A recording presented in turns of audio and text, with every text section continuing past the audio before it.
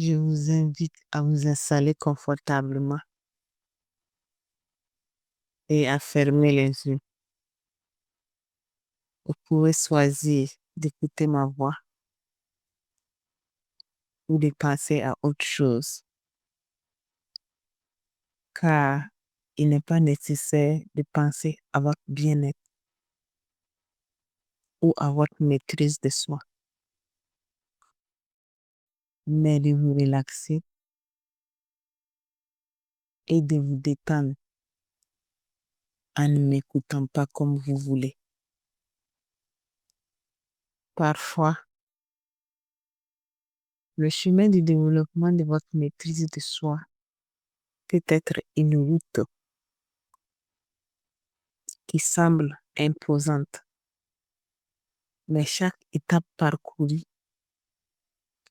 de manière consciente vous mène à votre destination. Je ne sais pas si vous allez trouver la destination de votre maîtrise de soi dans les messages cachés de l'histoire que je vais vous raconter. Ce que je sais, c'est que votre inconscient connaît le chemin qui facilite votre maîtrise de soi.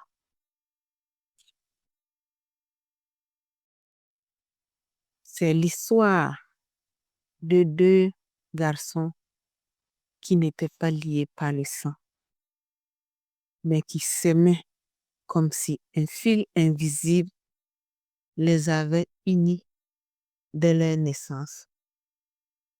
Karim et Malik étaient inséparables,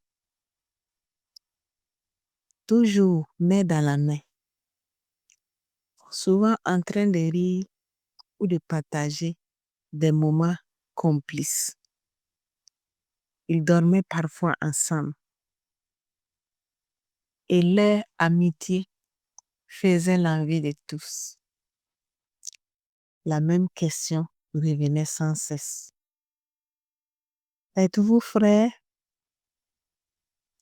Il souriait sans répondre car, quelque part, il savait que la réponse dépasse les mots.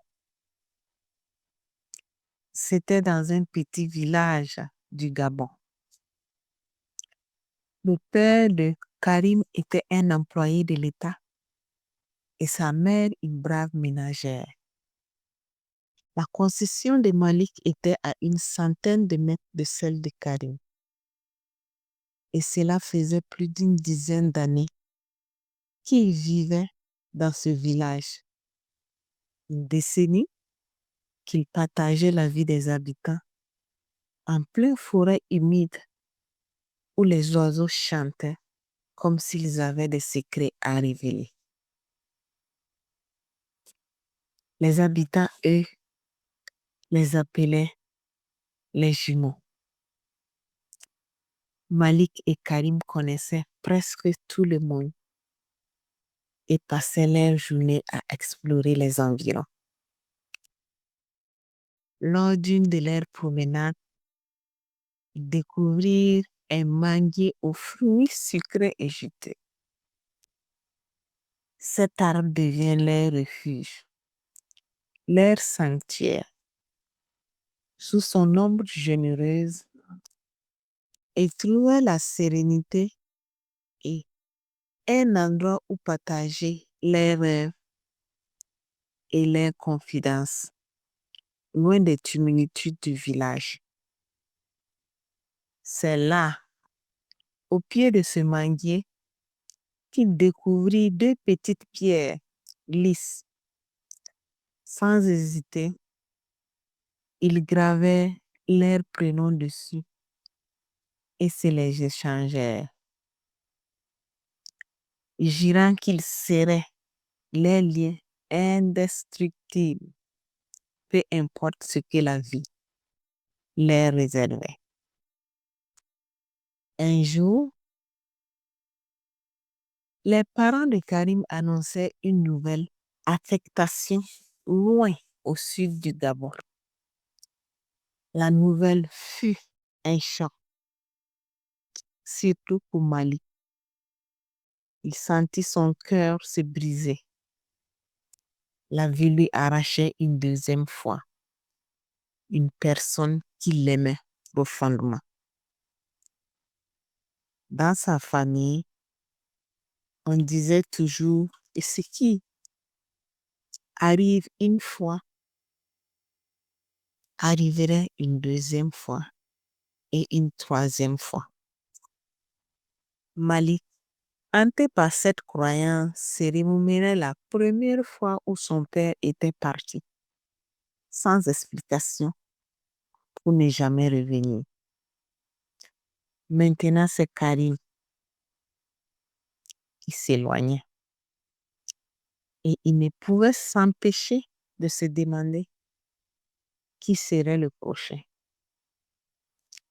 Quand est-ce qu'il devait, quand est-ce qu'il cesserait de devoir se reconstruire encore et encore après chaque départ? J'ignore ce qui lui a permis de croire que ces situations devaient se répéter dans sa vie. Ce que je sais, c'est qu'au fond de lui, il savait qu'il était chanceux et que tous ces événements arrivaient dans sa vie pour une raison, lui permettant de mieux se connaître, se renforcer, se maîtriser davantage et puiser en lui une résilience qu'il n'aurait jamais imaginée. Maintenant, nous allons demander à votre inconscient de faire des mises à jour